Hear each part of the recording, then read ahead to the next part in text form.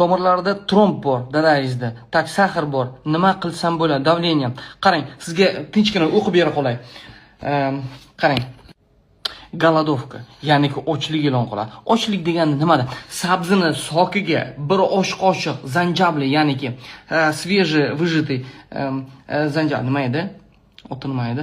Zanjabilda, xullas zanjabilda imbirni anosini bir osh qoshiq to'miz, kuniga bir osh qoshiq ichsin. Sabzini soki bir osh qoshiq imbir. O'shani ichsin.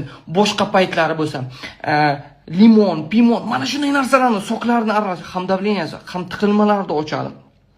Sabzini sokiga yana olmani sokini qo'yish mumkin.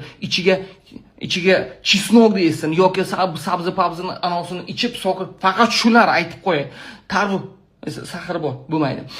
Soklardan ichib, keyin mayda-mayda chesnoklarni yutsin ko'proq baraka topdilar. Ham tiqilmalarni ochadi, ham ichaklarni, ham sahrni nima qiladi, qonni suyultiradi, yurakni quvvatlantiradi. Qarang, uni обязательно 3 kunlik ochliklar qilsin. Kelishdikmi? Ko'p narsa borda. Undan keyin sahri bor, mumkin emas asal. Nima qilamiz? 10 dollar limon bilan 10 bosh sarimsoq, piyoz bor, ya'niki chesnokda. Ezib turib aralashtirib, bir haftaga og'zini yopib, latta idish bilan og'zini yopib, iliq joyga, yaxtaroq joyga qo'yib, ana shundan kuniga 4 choy qoshiq ichi yeyilish kerak ana shu. Tushundingizmi? 4 choy qoshiq tayyor bo'lgandan keyin. Kelishdikmi? Undan keyin yana bitta retseptni aytaman. Qarang. Yurakni quvvatlantiradigan qalampir munchoq 2 shaklda ishlatiladi. Qarang, qalampir munchoqda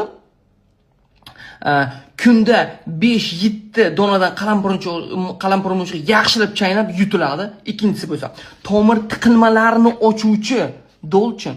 Это ana ruschasi nima edi? Dolchinda. O'shada, короче. Dolchin bunday cho'pcha bo'ladi, bunday uzunroq, ha?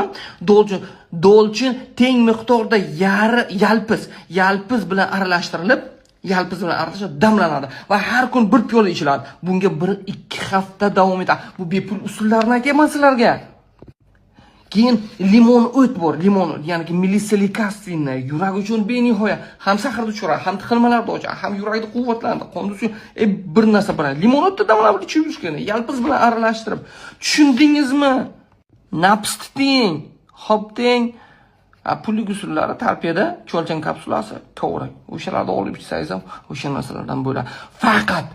Faqatga ovqatlanish tartibini o'zgartiring. Go'sht yemang, xamirlik, hech narsa. Tamom, faqat meva sabzavot sokiga o'ting. Xo'p deng.